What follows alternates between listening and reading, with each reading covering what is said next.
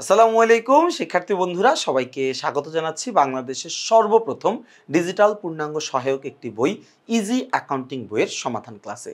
খেয়াল করে দেখো বন্ধুরা, আমরা কিন্তু আমাদের ইজি অ্যাকাউন্টিং বইয়ে সাজেশন বোর্ড প্রশ্নের পাশাপাশি আমাদের অধ্যায় ভিত্তিক যেই অনুশীলনীর প্রশ্নগুলো রয়েছে সেই প্রশ্নের সমাধানগুলো কিন্তু তোমাদের বইতে রাখার আমরা চেষ্টা করছি, এবং সেই চেষ্টা থেকে আমরা আজকের এই ক্লাসে আলোচনা করব আমাদের ইজি অ্যাকাউন্টিং বইয়ের অথবা তোমাদের মূল হিসাব বিজ্ঞান বইয়ের দ্বিতীয় অধ্যায় লেনদেন নামে যে অধ্যায়টি রয়েছে সেই অধ্যায়ের অনুশীলনীর ৫ নম্বর সৃজনশীল প্রশ্নটি আমরা আজকের এই ক্লাসে পরিপূর্ণভাবে আলোচনা করার চেষ্টা করব।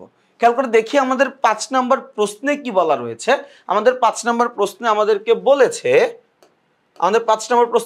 জেম ট্রেডার্স ২০১৭ সালের ১ জানুয়ারি, জেমস ট্রেডার্স ২০১৭ সালের ১ জানুয়ারি তারিখে নগদ ১,২০,০০০ টাকা, এই নগদ কত টাকা? ১,২০,০০০ টাকা, ৭০,০০০ টাকার আসবাবপত্র নিয়ে ব্যবসায় শুরু করলো। সারা মাসে প্রতিষ্ঠানের নিম্নোক্ত লেনদেনগুলো সংগঠিত হয়।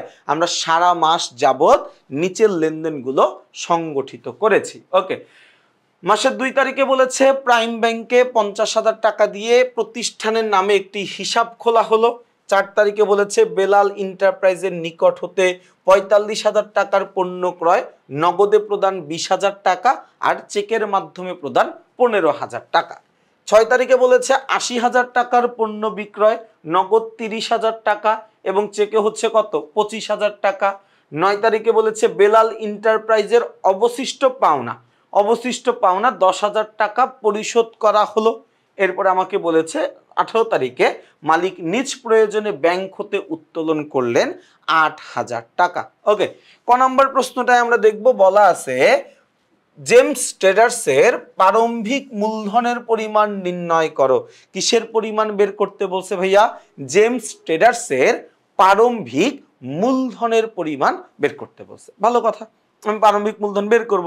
আমরা সবাইকে জানি ভাইয়া, আমাদের হিসাব বিজ্ঞানে প্রারম্ভিক মানে হচ্ছে হিসাবকালের প্রথম দিন।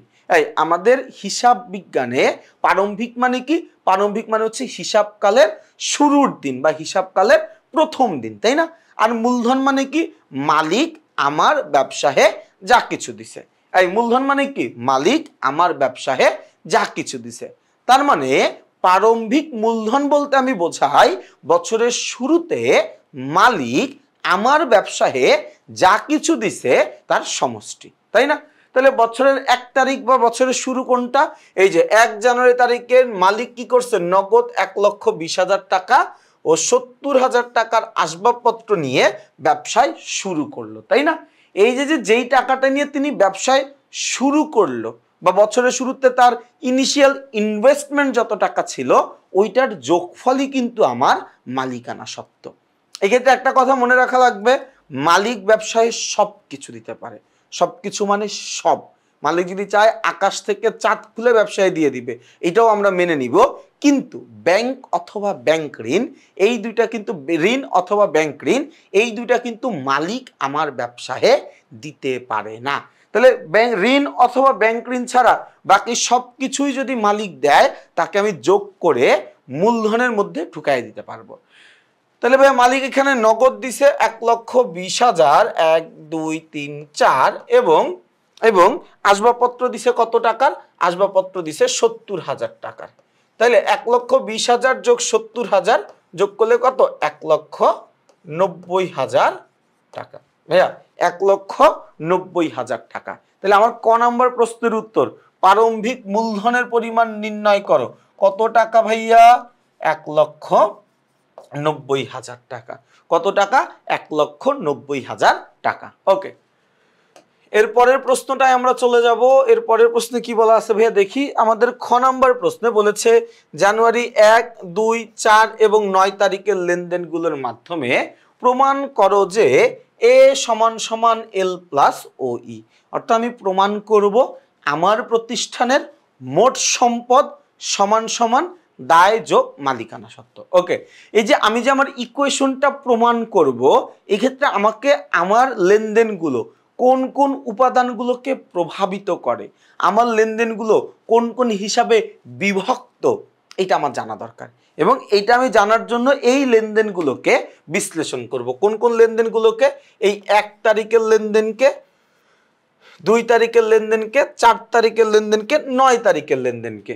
এই লেনদেনগুলোকে আমরা এখন আসো ভাঙবো, এমনভাবে এগুলোকে ভাঙবো যে এই টাইপের লেনদেন আমাকে যেইভাবেই দেখ না কেন আমি যেন সবগুলোর উত্তর করতে পারি। সর্বপ্রথমে আমরা আসি 1 তারিখে। 1 তারিখের লেনদেনে আমরা কি কি পক্ষ খুঁজে পাই? 1 তারিখের লেনদেনে আমরা কি কি পক্ষ খুঁজে পাই ভাইয়া? 1 তারিখের লেনদেনে আমরা দেখতে পাচ্ছি মালিক আমার ব্যবসায়ে নগদ টাকা দিছে। ভাইয়া মালিক যদি আমার ব্যবসায় নগদ টাকা দেয় তাহলে আমার ব্যবসায়ে আগে নগদ টাকা যত ছিল এখন কিন্তু তার চাইতে নগদ টাকা কিছুটা বাড়ে, তাই না? তাহলে একটা পক্ষ আমি পাবো, সেটা হচ্ছে নগদান হিসাব। একটা পক্ষ কি পাবো? নগদান হিসাব। নগদান একটা সম্পদ, আমার ব্যবসায়ে নগদ নামের সম্পত্তির পরিমাণ বাড়ছে এবং নগদ নামের সম্পত্তির পরিমাণ বাড়লে, সম্পত্তি বাড়লে সেটাকে ডেবিট করতে হয়। তো এইখানে আমি কি লিখে দিব? এখানে আমি লিখে দিব নগদান হিসাব ডেবিট। কত টাকা ডেবিট? 1,20,000। 1, 2, 3, 4। তার মানে এখানে কি হয়েছে? আমার এ বৃদ্ধি পাইছে। এখানে আমার কি হয়েছে ভাইয়া? এ বৃদ্ধি পাইছে, তাই না? আচ্ছা আমি বৃদ্ধি লিখে দেই, এ বৃদ্ধি, বৃদ্ধি লিখে দেই আমি, দাঁড়াও, এ বৃদ্ধি পাইছে। ওকে, ভালো কথা, আমার এখানে এ বৃদ্ধি পাইছে। পাশাপাশি মালিক কি দিছে ভাইয়া? মালিক কি দিছে? নগদ টাকার পাশাপাশি মালিক 70,000 টাকা দামের আসবাবপত্র দিছে। কি দিছে ভাইয়া? 70,000 টাকা দামের আসবাবপত্র দিছে। তার মানে এখানে আমার ব্যবসায়ে আসবাবপত্রের পরিমাণও বৃদ্ধি পাইছে। কি বৃদ্ধি পাইছে ভাইয়া? আসবাবপত্র। আসবাবপত্র হিসাব কি হবে? ডেবিট। আসবাবপত্র নামে সম্পত্তির পরিমাণ আমার ব্যবসায়ে বৃদ্ধি পাইছে। কত টাকা বাড়ছে আসবাবপত্র নামে সম্পত্তি?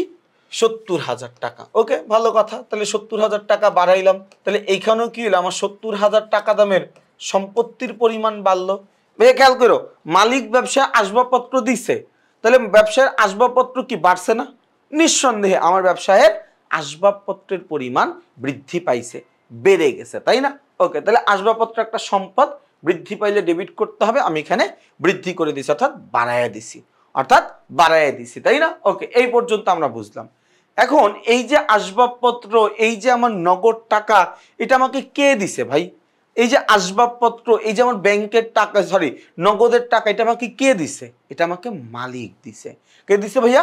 মালিক দিছে। এবং মালিক যদি ব্যবসায়ী কিছু দেয় সেটাকে আমরা বলি মূলধন হিসাব। সেটাকে আমরা কি বলি ভাইয়া? সেটাকে আমরা বলি মূলধন হিসাব। এবং মালিক ব্যবসায়ে মূলধন দেওয়ার ফলে আমার ব্যবসায়ে মূলধনের পরিমাণ বাড়ছে এবং মূলধনের পরিমাণ বৃদ্ধি পাইলে সেটা ক্রেডিট করতে হয়। এই জন্য আমি এখানে মূলধন হিসাব কি লিখবো? মূলধন হিসাব ক্রেডিট। মূলধন হিসাব কি লিখবো? মূলধন হিসাব ক্রেডিট। কত টাকা ক্রেডিট ভাইয়া? এই মূলধন একটা, এই মূলধন কি? মূলধন যদি বাড়ে, দেখো মূলধন ও আয়ের পরিমাণ বাড়লে ভাইয়া, মূলধন এবং আয়ের পরিমাণ যদি বৃদ্ধি পায়, বেড়ে যায়, তাহলে আমার প্রতিষ্ঠানে মালিকানা সত্ত্বের পরিমাণ বাড়ে। মূলধন ও আয়ের পরিমাণ বৃদ্ধি পাইলে আমার ব্যবসায়ে মালিকানা সত্ত্বের পরিমাণ বাড়ে। তাহলে এখানে কি হবে ভাইয়া? এখানে আমার মালিকানা সত্ত্ব বাড়বে, তাই না? কারণ মূলধন বাড়ছে। তাহলে এখানে কি হবে? ও ই বৃদ্ধি। লিখে দিলাম এখানে ও ই বৃদ্ধি। তাহলে একটা লেনদেনের কাজ আমার হয়ে গেল। চলে আসবো লেনদেন নাম্বার 2। বলা আছে প্রাইম ব্যাংকে 50,000 টাকা জমা দিয়ে একটি হিসাব খোলা হলো। আমি ব্যাংকে একটা হিসাব খুলছি, তাই না? এটা কয় তারিখের ছিল? এটা 1 তারিখের ছিল। 2 তারিখেরটা আমরা আসি।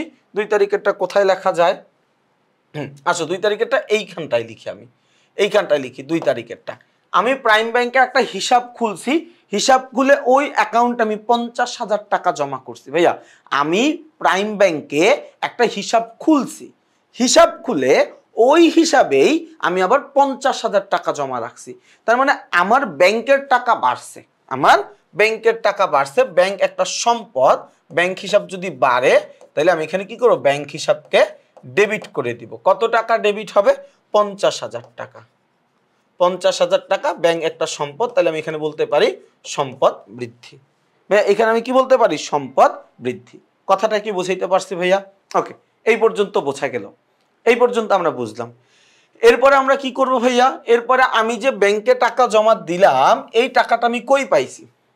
আমি ব্যাংকে টাকা জমা দিছি, কিন্তু এই টাকাটা আমি পাইছি কই? আমার নিজের টাকা চলে গেছে, আমার নগদ টাকা চলে গেছে। তার মানে আমার ব্যবসায় থেকে নগদ টাকার পরিমাণ কমে গেছে। আমার ব্যবসায় থেকে নগদ টাকার পরিমাণ কমে গেছে। তাহলে নগদান একটা সম্পদ, যদি আমার ব্যবসায় থেকে নগদ টাকা কমে, তাহলে নগদান হিসাব আমি কি করে দিব? ক্রেডিট করে দিব। কত টাকা ভাইয়া? এই কত টাকা? 5,000 টাকা। তার মানে এখানে আমার কি হবে? একটা সম্পত্তি হ্রাস পাবে। তার মানে এই লেনদেনের ফলে কি হইল? এই লেনদেনের ফলে আমার ব্যাংক নামের সম্পত্তির পরিমাণ বাড়লো, নগদ নামের সম্পত্তির পরিমাণ কমে গেল, তাই তো? ওকে, এরপরে দেখবো 4 তারিখে কি বলছে। বলছে বেলাল এন্টারপ্রাইজের নিকট 45,000 টাকার পণ্য ক্রয়, নগদে প্রদান 20,000 আর চেকে প্রদান 15,000। 20,000 আর 15,000 35,000 টাকা। পণ্য কিনছি কত টাকার? 45,000 টাকার। খেয়াল করো, আমি পণ্য কিনছি 45,000 টাকার। কত টাকার ভাইয়া? 45,000 টাকার। 45,000 টাকার পণ্য কিনে আমি নগদে দিছি 20,000, চেকের মাধ্যমে দিছি 15,000। নগদে দিছি 20,000, চেকের মাধ্যমে দিছি আমি 15,000। এই যে আমি চেকে দিলাম 20,000, সরি নগদে দিলাম 20,000, চেকে দিলাম 15,000, এর ফলে আমি কত টাকা দিছি? 20,000, 15,000, 35,000 টাকা। আমি কিনছিলাম কত টাকার? 45,000 টাকা। তার মানে বোঝাই যাচ্ছে বাকি 10,000 টাকা আমি এখনো দেই নাই। বাকি 10,000 টাকা আমার কি আছে? বকেয়া আছে বা অনাদায়ী আছে, তাই না? এই কথাটা কি বুঝাইতে পারছি কিনা আমাকে বইলো। কথাটা কি বুঝাইতে পারছি কিনা আমাকে তুমি এটা একটু বলিও। ওকে, এই পর্যন্ত বুঝছি আমরা। তাহলে তাহলে সবার প্রথম কথা আমি পণ্য ক্রয় করছি ভাইয়া। সবার প্রথম কথা আমি কি করছি ভাইয়া? সবার প্রথম কথা আমি কি করছি ভাই? পণ্যটা ক্রয় করছি। পণ্যটা কি করছি? ক্রয় করছি। পণ্য ক্রয় করলে ক্রয়ের পরিমাণ বাড়ছে, অর্থাৎ আমার ব্যবসায়ে ক্রয় নামে ব্যয়ের পরিমাণ বাড়ছে এবং ব্যয় বৃদ্ধি পাইলে সেটাকে আমার ডেবিট করতে হয়, এটাই আমার নিয়ম। এই জন্য আমি এখানে কি করলাম? ক্রয় হিসাব ডেবিট করে দিলাম 45,000 টাকা। ওকে, ক্রয় হিসাব ডেবিট 45,000 টাকা। ভাইয়া পণ্য ক্রয় এটা কি একটা ব্যয় না? মনে রাখবা, ব্যয় এবং উত্তোলনের পরিমাণ যদি বাড়ে তাহলে মালিকানা সত্ত্ব কমে যায়। ব্যয় এবং উত্তোলনের পরিমাণ যদি বাড়ে তাহলে মালিকানা সত্ত্বের পরিমাণ কমে যাবে। তাহলে এখানে কি হবে ভাইয়া? এখানে আমার ওই হ্রাস পাবে। ভাইয়া এখানে আমার ওই হ্রাস পাবে, তাই না? তাহলে এতটুকু বুঝলাম আমি। এখন পণ্য কিনতে গিয়ে ভাইয়া, পণ্য কিনতে গিয়ে আমার নগদ দেওয়া লাগছে 20,000, তাহলে আমার ব্যবসায়ের নগদ টাকা কমে গেছে। নগদান হিসাব সম্পদ কমে গেলে ক্রেডিট কত টাকা? 20,000 টাকা। তার মানে সম্পদ হ্রাস পাইছে, এ হ্রাস, তাই না? ওকে, এই পণ্য কিনতে গিয়ে আমি চেকের মাধ্যমে দিছি 15,000, তার মানে আমার ব্যাংকের টাকা কমে গেছে। তাহলে আমার জন্য ব্যাংক হিসাব ক্রেডিট, ব্যাংক একটা সম্পদ কমে গেলে ক্রেডিট করতে হবে কত টাকা? 15,000 টাকা। তার মানে এইখানেও ব্যাংক নামের একটা সম্পত্তি হ্রাস পাইছে। কথা বুঝছো কিন্তু ভাইয়া, কথা বুঝছো? ওকে, এইটুকু আমরা বুঝলাম। ভাই বাকি 10,000 টাকা কি আমার বকেয়া আছে না? বকেয়া আছে মানে কি? আমি এখনো মূল্য পরিশোধ করি নাই, ভবিষ্যতে করব। এই যে আমার কাছে ভবিষ্যতে কেউ কোনো টাকা পায়, এটার নাম হচ্ছে দায়, এটার নাম হচ্ছে পাওনাদার। আমার কাছে টাকা পায়, আমার পাওনাদার, সে তার নাম কি? পাওনাদার। প্রদেয় হিসাব, অ্যাকাউন্টস পেয়েবল বলি ইংরেজিতে আমরা। তাহলে পাওনাদার একটা দায়, তাহলে আমরা এখানে লিখবো পাওনাদার হিসাব। পাওনাদার একটা দায়, দায় বৃদ্ধি পেলে ক্রেডিট কত টাকা ভাইয়া? 10,000 টাকা। তাহলে আমার এখানে একটা দায় বৃদ্ধি পাইছে, আমার এখানে কি হয়েছে? একটা দায়ের পরিমাণ বৃদ্ধি পাইছে। আমার কথাটাকে আমি বোঝাইতে পারলাম ভাইয়া? এই কথাটা কি বোঝাইতে পারলাম কিনা আমাকে বলিও। ওকে, তাহলে এই পর্যন্ত আমি বুঝছি। এরপরে কি বলছে? 9 তারিখে বলছে বেলাল এন্টারপ্রাইজের অবশিষ্ট 10,000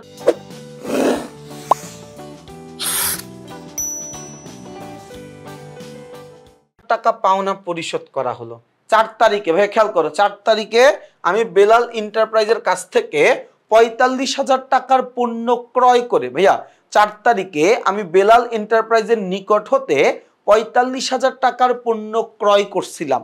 45,000 টাকার পণ্য ক্রয় করে আমি তাকে নগদে দিছিলাম 20,000, ব্যাংকে দিছিলাম 15,000। তার মানে বাকি 10,000 টাকা তখন বকেয়া ছিল, দেই নাই তখন আমি। 9 তারিখে এসে আমি তার 10,000 টাকা দিয়ে দিছি। 9 তারিখে এসে আমি তার 10,000 টাকা কি করছি? পরিশোধ করে দিছি। এই যে আমি তার টাকা পরিশোধ করে দিলাম, ভাইয়া খেয়াল করো 9 তারিখেরটা খেয়াল করো, আমি তার টাকাটা পরিশোধ করে দিলাম, এর ফলে পাওনাদার নামের দায়ের পরিমাণটা কমে গেছে। এর ফলে পাওনাদার নামে আমার যে দায় ছিল সেই দায়ের পরিমাণটা কমে গেছে। কি হয়ে গেছে? কমে গেছে, তাই না? তাহলে এখানে ঘটনাটা কি ঘটছে? এখানে ঘটনা ঘটছে পাওনাদার হিসাব কি হবে ভাইয়া? পাওনাদার হিসাব ডেবিট, অর্থাৎ পাওনাদার নামে দায়ের পরিমাণটা কমে গেছে। আমার পাওনাদার নামে দায়ের পরিমাণটা আমার কি হয়ে গেছে? রিডিউস হয়েছে, কমে গেছে। কত টাকা কমছে ভাইয়া? 10,000 টাকা। 10,000, তার মানে এল হ্রাস, দায় হ্রাস পাইছে। ওকে, এই দায়ের টাকা পরিশোধ করতে গিয়ে আমি কি দিছি? নগদ টাকা দিছি। দায়ের টাকা পরিশোধ করতে গিয়ে আমাকে নগদ টাকা দিতে হইছে, তার মানে এখানে আমি বলতে পারি নগদান হিসাব ক্রেডিট। কত টাকা ভাইয়া? 10,000। নগদ টাকা চলে গেছে, তার মানে আমার এ হ্রাস পাইছে, তাই তো? আমি সবগুলোর ব্যাখ্যা লিখছি। এখন তোমরা বলতে পারো ভাই চাইছে আপনার কাছে বিবরণী ছক, আপনি লিখলেন ব্যাখ্যা, তার কারণটা কি? মনে রাখবা এই লেনদেন বিশ্লেষণের মধ্যেই আছে হিসাব বিজ্ঞানের সকল প্রশ্নের সমাধান। লেনদেন বিশ্লেষণ করার মধ্যেই কি আছে? আমাদের হিসাব বিজ্ঞানের সকল প্রশ্নের উত্তর, সকল প্রশ্নের সমাধান। তুমি যত ভালো লেনদেনগুলোকে অ্যানালাইসিস করতে পারবা, লেনদেনগুলোকে ভাঙতে পারবা, বিশ্লেষণ করতে পারবা, তোমার জন্য যত কঠিনই অঙ্ক হোক না কেন তুমি এটা সমাধান করে দিবা। 1 মিনিটও সময় লাগবে না তোমার জন্য। ওকে, তাহলে এখন যদি আমি এখান থেকে বিবরণী ছক করি, আমি কি করবো ভাইয়া? নগদ নামের একটা সম্পত্তি আমি বাড়ায় দিব 1,20,000, আসবাবপত্র নামের একটা সম্পত্তি আমি বাড়ায় দিব 1,20,000, তাই না? আর মালিকানা সত্ত্বের ঘরে গিয়ে আমি বাড়ায় দিব 1,90,000 টাকা। 1 তারিখের লেনদেনের কাজ বুঝছি, আমি দেখায় দিব, বুঝো তুমি আগে একটু বুঝে নাও তুমি। 2 তারিখে আমরা গিয়ে কি করব? ব্যাংক নামের একটা সম্পত্তি বাড়ায় দিব, নগদান নামের একটা সম্পত্তি আমি কমাইয়া দিব। ব্যাংক নামের সম্পত্তি বাড়াইয়া দিব আমি 50,000 টাকা। কত টাকা? 50,000 টাকা। নগদান নামের সম্পত্তি কমাইয়া দিব 50,000 টাকা। এটা 2 তারিখের লেনদেনের কাজ। 4 তারিখের লেনদেনে যাব, 4 তারিখের লেনদেনে গিয়ে মালিকানা সত্ত্ব কমাইয়া দিব 45,000 টাকা, নগদ নামের সম্পত্তি কমাইয়া দিব 20,000 টাকা, ব্যাংক নামের সম্পত্তি কমাইয়া দিব 15,000 টাকা, পাওনাদার নামের দায় বাড়াইয়া দিব 10,000 টাকা। পাওনাদার নামের দায় আমি বাড়ায় দিব কত টাকা ভাইয়া? 10,000 টাকা। ওকে, এরপরে 9 তারিখে আমরা আসি। 9 তারিখে গিয়ে আমি কি করব? পাওনাদার নামের দায়ের পরিমাণ আমি কমাইয়া দিব, দায় হ্রাস করে দিব। আর কি করব? নগদান নামের সম্পত্তির পরিমাণও আমি কমাইয়া দিব। কথাটা কি বুঝাইতে পারছি? যারা এইখানে বুঝে ফেলছো তোমাদের সব ঠিক আছে। ওকে, সব ঠিক আছে তোমাদের। যারা এই বিশ্লেষণের পরেও বোঝো নাই, বেসিকে দুর্বলতা আছে, বেসিকে ঘাটতি আছে তোমার সবচাইতে বড় কাজ হচ্ছে আমাদের এই বইয়ের 2য় অধ্যায়ের শুরুতে আমি বেসিকের আলোচনা করেছি। অলমোস্ট অনেক লম্বা একটা ক্লাস আলোচনা করেছি, 1.5-2 ঘন্টার কাছাকাছি হয়তো বা হবে, আর একটু কমও হইতে পারে। তো ওই ক্লাসটা তুমি করে ফেলো। বেসিকের ক্লাসটা পূর্ণাঙ্গভাবে করার পরে এরপরে এই ক্লাসটা করতে আসো, ইনশাল্লাহ সবকিছু তুমি বুঝবা। ওকে, তাহলে এখন আমি তোমাদেরকে হিসাব সমীকরণের প্রভাবটা দেখাবো এখন, নাকি গ নাম্বারটা করে দেখি? হ্যাঁ, গ নাম্বারটা আমরা করে, আচ্ছা এখনই বুঝে ফেলো, তুমি সাথেই বুঝে ফেলো। ওকে, দেখো আমরা চলে যাই খ নম্বর প্রশ্নটায়। এই যে দেখো খ নম্বর প্রশ্নটায় আসছি। খ নম্বর প্রশ্নটায় আসলাম। খ নম্বর প্রশ্নে কি বলছে? প্রথমে বলছে নগদ 1,20,000 টাকা, 70,000 টাকার আসবাবপত্র নিয়ে ব্যবসায় শুরু করা হলো। আমি কি বলছিলাম? নগদ নামের সম্পদ বাড়াবো 1,20,000, আসবাবপত্র নামের সম্পদ বাড়াবো 70,000 এবং মালিকানা সত্ত্ব বাড়াই দিব আমি 90,000 টাকা। 1,90,000 টাকা লিখে দিছি, আমি বাড়ায় ফেলছি। এরপর আমি কি করছিলাম? 50,000 টাকা ব্যাংকে জমা দিয়ে ব্যবসায়ীর নামে একটা হিসাব খুলছিলাম। 50,000 টাকা ব্যাংকে জমা দিয়ে ব্যবসায়ীর নামে একটা হিসাব খুলছিলাম। এই যে কি বলছিলাম? নগদ নামের সম্পত্তি কমাবো, ব্যাংক নামের সম্পত্তি বাড়াবো। করছি ভাইয়া। এরপরে লেনদেনে কি ছিল ভাইয়া? 45,000 টাকার পণ্য ক্রয় করে নগদে 20,000, ব্যাংকে 15,000 টাকা প্রদান করা হলো। তাহলে 45,000 টাকার পণ্য ক্রয় করার ফলে মালিকানা সত্ত্ব হ্রাস পাইছিল 45,000 টাকা, নগদ টাকা হ্রাস পাইছিল 20,000, ব্যাংকের টাকা হ্রাস পাইছিল 15,000, বাকি 10,000 টাকা আমার জন্য দায় ছিল পাওনাদার ছিল বাকি 10,000 টাকা। লিখে দিলাম এখানে বাকি 10,000 টাকা। ওকে, এরপরে আমরা চলে যাব হচ্ছে আমাদের পরের লেনদেনটায়। দেখি পরের লেনদেনে কি আছে। এরপরে 9 তারিখে কি বলছিল যে পাওনাদারের 10,000 টাকা আমি শোধ করে দিছি, এজন্য আমার দায় কমে গেছে, সরি নগদ কমে গেছে আর আমার দায় কমে গেছে। কথা কি বুঝাইতে পারছি? দুই পাশ মিলে গেছে, অঙ্ক শেষ। যোগ বিয়োগটা করা তোমার কাজ, যোগ বিয়োগটা করা তোমার কাজ, যোগ বিয়োগটা আমি তোমারে করে দিব না, তোমাকে করতে হবে। ওকে, তাহলে আমরা খ নাম্বারটাও বুঝলাম, তাই তো? চলে যাই গ নাম্বার প্রশ্নে, দেখি আমাদের গ নাম্বার প্রশ্নে কি বলছে। ওকে, দেখো আমাদের গ নাম্বার প্রশ্নে, এটা কিন্তু মূল বইয়ের অঙ্ক করতেছি আমরা, ঠিক আছে?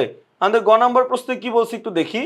ওকে, গ নাম্বার প্রশ্নে বলেছে জেম ট্রেডার্সের মালিকানা সত্ত্বের পরিমাণ নির্ণয় করো। ভালো কথা, আমরা মালিক মুছে দিলাম। হ্যাঁ, আমাদের জেমস ট্রেডার্সের মালিকানা সত্ত্বের পরিমাণ নির্ণয় করতে বলছে। আমরা মালিকানা সত্ত্ব বের করব। মালিকানা সত্ত্ব বের করার জন্য আমরা দুইটা সূত্রে অ্যাপ্লাই করতে পারি। কয়টা সূত্র? দুইটা সূত্র। নাম্বার ওয়ান, আমি চাইলে মোট সম্পদ থেকে, মোট সম্পদ, আচ্ছা একটু এদিকে লিখতে হবে, আমি চাইলে মোট সম্পদ থেকে, মোট সম্পদ থেকে আমি বাদ দিয়ে দিব আমার প্রতিষ্ঠানের দায়ের পরিমাণ। ভাইয়া, আমি যদি আমার প্রতিষ্ঠানের মোট সম্পদ থেকে দায়ের পরিমাণ বাদ দিয়ে দিতে পারি, তাইলে আমার যেটা আসবে সেটার নাম হচ্ছে মালিকানা সত্ত্ব। এই যেটা আসবে সেটার নাম কি? মালিকানা। যেটা আসবে সেটার নাম কি? মালিকানা সত্ত্ব। এই সূত্র ছাড়াও আমি মনে করলাম যে না ভাই আমি এটা পারি না, আমি এটা ব্যবহার করব না, এই সূত্র ছাড়াও আমি আরেকটা সূত্র ব্যবহার করতে পারি। সূত্র নাম্বার 2 হচ্ছে আমি মূলধনের সাথে যোগ করব আয়গুলো, বিয়োগ করব ব্যয়গুলো, বাদ দিব উত্তোলনগুলো। বাদ দিব কি? উত্তোলনগুলো। কথা কি বুঝাইতে পারছি? এখন তোমার চয়েস, তুমি কোনটা ব্যবহার করবা। যদি আমারে জিজ্ঞাসা করো যে ভাই কোনটা ব্যবহার করা ভালো, কথা হচ্ছে 2 নাম্বারটা ব্যবহার করা ভালো। 2 নাম্বারটা সূত্র বড়, হ্যাঁ সূত্রটা দেখতে বড় মনে হয়, এই এত বড় একটা সূত্র বড়, বাট অ্যাপ্লিকেশনটা সহজ, অঙ্ক করাটা সহজ। কিভাবে একটু খেয়াল করে দেখি আমরা। আমাদের কাজ হচ্ছে আমার প্রতিষ্ঠানের মূলধনের সাথে আয়গুলো যোগ করব, ব্যয় আর উত্তোলনগুলো বাদ দিব। দেখো কিভাবে করি। আমরা এই জায়গা থেকে ক নাম্বারেই প্রারম্ভিক মূলধন বের করছিলাম 1,90,000 টাকা। তাহলে এইটাই ছিল কি আমার জন্য মূলধন, তাই না? এটা ছিল আমার জন্য মূলধনের সাথে আমি আয়গুলো যোগ করব, ব্যয়গুলো বাদ দিব। 2 নাম্বারটা আসবে না। 4 তারিখে কি 45,000 টাকার পণ্য ক্রয় করছি না, এটা আমার জন্য একটা ব্যয়। এটা কি আমার জন্য একটা ব্যয়, তাই না? তাহলে এটা এখানে লিখি ব্যয়টাকে কি করতে হবে? বিয়োগ করতে হবে। ওকে, এরপর বলছে 8,000 টাকার পণ্য বিক্রয় কত? এই 80,000 টাকার পণ্য বিক্রয়, এটা আমার জন্য একটা আয়। তাহলে আয়গুলাকে আমি কি করব? যোগ করব। ভাইয়া মনে রাখবা আমাদের হিসাব বিজ্ঞান কিন্তু বকেয়ার নীতিতে বিশ্বাসী। বকেয়ার নীতি কি? দেখো, লেনদেন লিপিবদ্ধকরণের পদ্ধতি হচ্ছে 2টা, লেনদেন লিপিবদ্ধকরণের ভিত্তি হচ্ছে 2টা, উপায় হচ্ছে 2টা, নিয়ম হচ্ছে 2টা। এক নগদান ভিত্তিক নিয়ম, নগদান ভিত্তি, আর এটা হচ্ছে কি বকেয়া ভিত্তি। আর এটা কি বকেয়া ভিত্তি। নগদান ভিত্তি আমাকে বলে আমি নগদ টাকা পাইছি, আমি নগদ টাকা দিছি, তাইলে আমি ওই লেনদেনকে লেনদেন বলে স্বীকৃতি দিব, তাইলে আমি ওই লেনদেনটাকে আমার ব্যবসায়ে লিপিবদ্ধ করব। কথা বুঝো? বকেয়ার নগদানের ভিত্তি আমাকে বলে আমি নগদ টাকা দিছি অথবা নগদ টাকা পাইছি, অর্থাৎ নগদ অর্থের আদান প্রদান হইছে, তাইলেই ওইটা আমার জন্য লেনদেন, তাইলেই ওইটা আমি লিপিবদ্ধ করব। এটা হচ্ছে নগদান নীতি বা নগদ ভিত্তির নীতি আর কি। আরেকটা হচ্ছে কি আমাদের বকেয়ার ধারণার নীতি বা বকেয়ার নীতি যেটাকে আমরা বলি। সেখানে বলে যে ভাই তুমি টাকা পাইছো কি পাও নাই দেখার দরকার নাই, তোমার লেনদেন সংগঠিত হইছে কিনা এটা তুমি আমারে কও।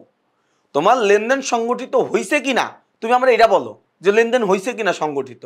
যদি লেনদেন সংগঠিত হয় তাইলেই তা লেনদেন। লেনদেন হওয়ার জন্য অর্থের অঙ্কের আদান প্রদান ঘটতে হবে, এটা বাধ্যতামূলক না, এটা বাধ্যতামূলক না। বোঝা গেছে আমার কথা? তো আমরা হিসাব বিজ্ঞানের বকেয়ার নীতিটাই ব্যবহার করি। আমাদের যে সার্বজনীন হিসাব বিজ্ঞানের নীতিমালা আছে, gap, generally accepted accounting principal, ওরা কিন্তু গ্যাপকেই সমর্থন করে, ওরা কিন্তু বকেয়ার নীতিকেই সমর্থন করে। তো এই যে আমরা দেখতেছি কিছু টাকা আমি পণ্য বিক্রি করে কিছু টাকা পাই নাই, পণ্য ক্রয় করে কিছু টাকা দেই নাই, তার মানে ওই কিছু টাকা আসবে না, এরকমটা ভাবার কোনো সুযোগ নাই। পণ্য ক্রয় করছি, কত টাকার ক্রয় করছি? কত টাকার? ৪৫,০০০ টাকা, লাগা বিয়োগ। পণ্য বিক্রয় করছি কত টাকার? ৮০,০০০ টাকার বিক্রয় করছি, লাগা যোগ। কয় টাকা পাইছি, কয় টাকা দিছি, ডাজেন্ট ম্যাটার। কথা কি বুঝাইতে পারছি? ওকে, পাওনাদারকে পরিশোধ, এটার এখানে কোনো গ্যাঞ্জাম নাই। মালিক নিজ প্রয়োজনে উত্তোলন করলে তাহলে এটা হচ্ছে আমার জন্য একটা উত্তোলন, তাহলে এটাকে আমি কি করে দিব? বিয়োগ করে দিব। তার মানে কাহিনী কিন্তু খুব সহজ, কাহিনী কিন্তু খুব সহজ। আমি কি করব? এই ১,৯০,০০০ টাকা কোন জায়গায় লিখব? এই জায়গায় লিখি, এই জায়গায় লিখি। আমি কি করব? ১,৯০,০০০ টাকা আমার মূলধন, এটার সাথে যোগ করব, সরি প্রথমে আছে বাদ, প্রথমে ব্যয় আছে কত টাকা? ৪৫,০০০ টাকা। তাহলে ৪৫,০০০ টাকা আমি বাদ দিয়ে দিব, তাই না? এরপরে আছে আয় ৮০,০০০ টাকা। এই ৮০,০০০ টাকা আমি কি করে দিব? ৮০,০০০ টাকা আমি, সরি ৮০,০০০ টাকা আমি যোগ করব, যেহেতু এটা আয়, তাই না? ৮০,০০০ টাকা আমার জন্য আয়, এটা আমি যোগ করে দিব। উত্তোলন করছে ৮,০০০ টাকা, এটার আমি বাদ দিয়ে দিব, এটার আমি বাদ দিয়ে দিব। তাইলে ১ ২ ৩ ৪ ১,৯০,০০০ বাদ ৪৫,০০০ যোগ ৮০,০০০ বাদ ৮,০০০, তাহলে কত আসে ভাইয়া? আসবে হচ্ছে ২,১৭,০০০ টাকা। এটাই হচ্ছে কি আমার মালিকানা সত্ত্বের পরিমাণ। কত টাকা? ২,১৭,০০০ টাকা। দেখি তো ভাইয়া ২,১৭,০০০ টাকায় আসছে কিনা। মাশাআল্লাহ, দেখো ২,১৭,০০০ টাকায় আসছে। এই কত টাকা আসছে? ২,১৭,০০০ টাকায় আসছে। তার মানে ভাইয়া দেখো, তোমাদের অনেকের কাছে মনে হইতে পারে ভাই আপনি তো আমার অঙ্ক করাচ্ছেন না।